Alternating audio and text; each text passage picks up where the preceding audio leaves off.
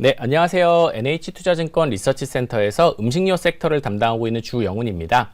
오늘은 이제 2026년도 음식료 산업에 대한 전망 자료를 발표드리도록 하겠습니다. 저희가 이제 제목으로는 해외 성장에 더해지는 국내 회복이라고 좀 정해봤습니다. 지금까지 음식료 산업에 대한 투자는 대부분 해외에서의 성과만 조금 주목을 좀 받았었는데요. 그만큼 국내가 조금 어려웠다는 뜻과도 동일합니다. 다만 저희는 이제 2026년도에는 국내도 가공식품 중심의 수요 회복이 좀 예상되는 만큼 해외 모멘텀과 더해서 이제 국내 실적까지 개선이 되는, 결국은 주가 상승을 좀 기대하는 그런 전망을 하고 있습니다. 더 내용에 대해서 세부적으로 발표드리도록 하겠습니다.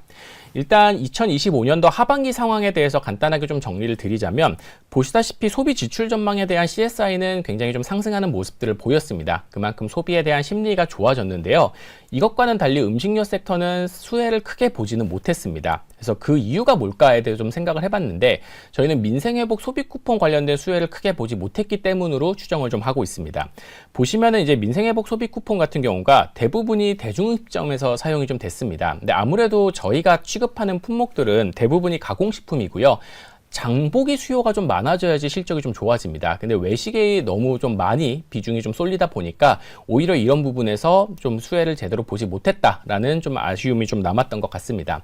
다만 이제 이러한 변수들이 2026년도에는 제거가 되기 때문에 본격적으로 좋아진 심리를 개선으로 좀 수요가 개선되지 않을까라고 저희는 추측을 좀 하고 있습니다.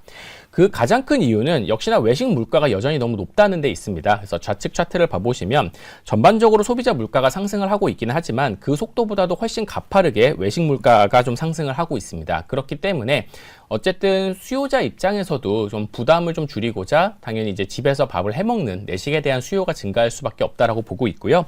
결국 이러한 부분들이 가공식품을 취급하는 음식료 기업들 입장에서는 수요 개선 요인으로 작용할 가능성이 높다라고 저희는 제시드리도록 하겠습니다. 반대로 이제 저희 지금까지는 이제 수요 측면에서의 얘기를 좀 드렸다라고 하면은, 그럼 즉 가격 측면에서의 얘기를 좀 드려본다라고 하면은, 저희는 2026년도에는 음식료 가격 인상은 조금 어렵지 않을까라고 보고 있습니다. 결국 이런 부분들은 이제 물가와도 조금 관련이 좀 높을 것 같고요. 특히나 이제 2025년도 상반기 때 음식료 기업들이 가격 인상을 대규모로 좀 많이 진행을 좀 했습니다. 그렇기 때문에 아직까지는 뭐 가격 인상 한후로의 시점이 많이 지나지도 않았기 때문에 저희는 이제 P 상승에 대한 가능성은 그렇게 높지 않다 라고 보고 있습니다. 다만 이제 앞서 말씀드린 것처럼 이제 수요에 대한 회복이 아무래도 키라고 보고 있기 때문에 결국 저희가 PQ 요인들을 다 고려를 했을 때는 Q가 이끄는 이제 국내 실적 회복, 이런 측면을 기대해 볼 수 있다는 판단을 하고 있습니다. 결국 그럼 이제 외형에 대한 측면에 대한 얘기는 좀 드렸고, 그럼 이제 원가에 대한 부담은 어떨까라고 본다면 저희는 좀 안정화될 가능성이 높다라고 보고 있습니다. 일단 소맥, 옥수수, 대두와 같은 3대 곡물 가격은 지금 지속적으로 좀 하향 안정화가 되고 있는 상황입니다. 그렇기 때문에 원재료 측면에서 특별히 추가적으로 부담이 될 부분은 없지 않을까라고 저희는 좀 판단을 하고 있고요. 특히나 주요 원재료 중에서도 좀 많이 빠지는 부분도 있습니다. 저희가 좀 대표적으로 좌측에 있는 카카오 이제 차트를 좀 갖고 왔는데요. 카카오 가격이 올해 거의 12,000불까지 좀 찍었다가 최근에는 거의 절반 수준으로 조금 하락을 했습니다. 그래서 이러한 부분들은 결국 이제 초코 관련된 제품을 만드는 기업들의 경우에는 엄청난 원가 개선 요인에 해당한다라고 좀 판단을 하고 있고요. 리드 타임을 좀 고려를 했을 때 지금 하반기에 하락한 이제 카카오 가격은 2026년도 상반기 실적 개선 요인으로 작용할 가능성이 높다라고 보고 있기 때문에 이런 측면에서도 저희가 한번 관심을 가져보실 필요가 있지 않을까라고 말씀드리도록 하겠습니다. 결국 이런 부분들이 저희는 음식료 기업들의 실적 반등 요인이라고 보고 있습니다. 아무래도 투자 포인트는 해외 성과에 좀 주목을 하고 있지만 여전히 대부분의 음식료 기업들은 매출 비중의 80%가 국내에 해당을 합니다. 그렇기 때문에 이런 이제 국내 수요 회복, 원가 개선에 대한 효과가 결국 연결 실적 측면에서는 아직까지도 더 중요한 영향을 미치고 있는 상황이고요. 이런 점들을 기반으로 삼아서 저희는 이제 2026년도에도 주요 기업들의 이제 실적 개선 추세가 이어질 수 있다라고 판단을 하고 있는 상황입니다.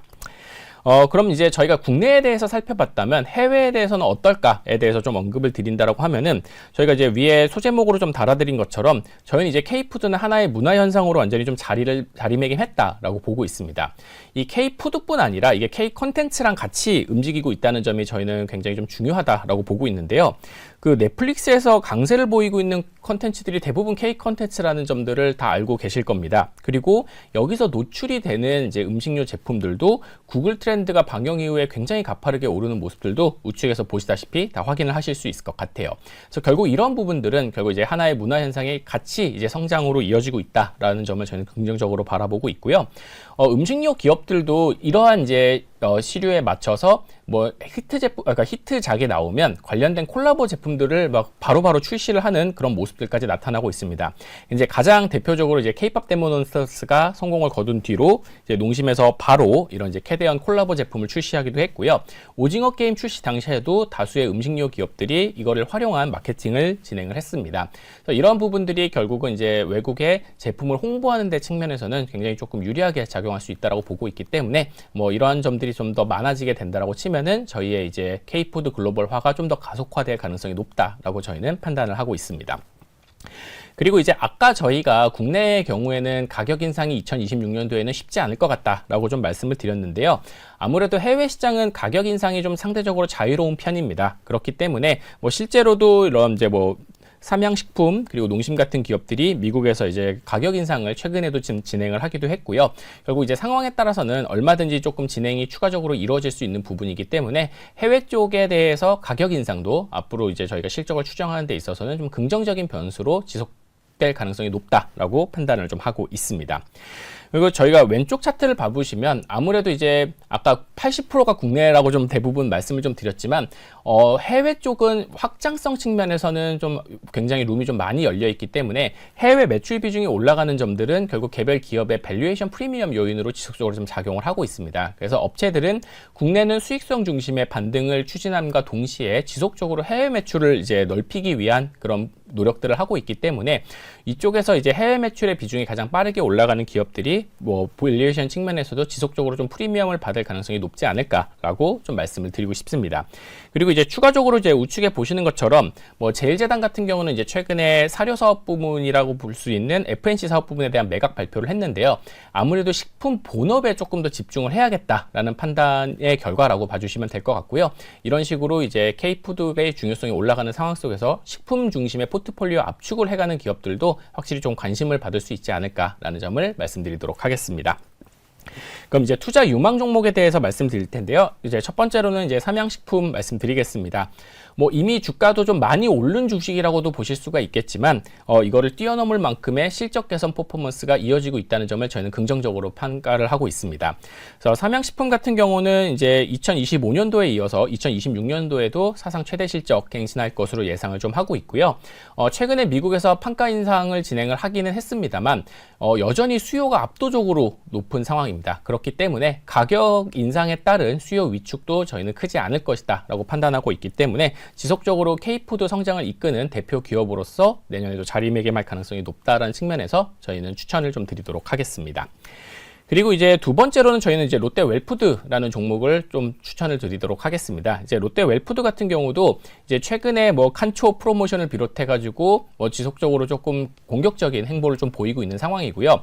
가장 저희가 좀 주목을 하셔야 되는 부분 중에 하나라고 보는 부분들은 아까 저희가 카카오 가격이 굉장히 많이 빠졌다고 말씀을 드렸는데 롯데웰푸드가 대표적으로 초코 관련 제품들을 많이 생산하는 기업입니다. 그렇기 때문에 원가에 대한 개선도 추가적으로 가능할 것이다. 그리고 마지막 투자 포인트는 이제 해외 사업에서 생각보다 좀 적극적인 모습들을 보이고 있습니다. 뭐 인도, 카자흐스탄을 비롯해가지고 다양한 국가에서 해외 사업을 전개를 하고 있는 상황이고요. 특히 인도 쪽에서의 사업 규모가 큰데 2026년 최근에 인도에서 이제 GST 이게 이제 부가세 관련인데 이 부분에 좀 개편이 있었습니다. 그렇기 때문에 인도 쪽에서도 추가적으로 수요 개선 가능성이 있다고 보고 있어서 투자 유망 종목으로 말씀드리겠습니다. 이상으로 2026년도 음식료 산업에 대한 이제 전망을 마치도록 하겠습니다. 감사합니다.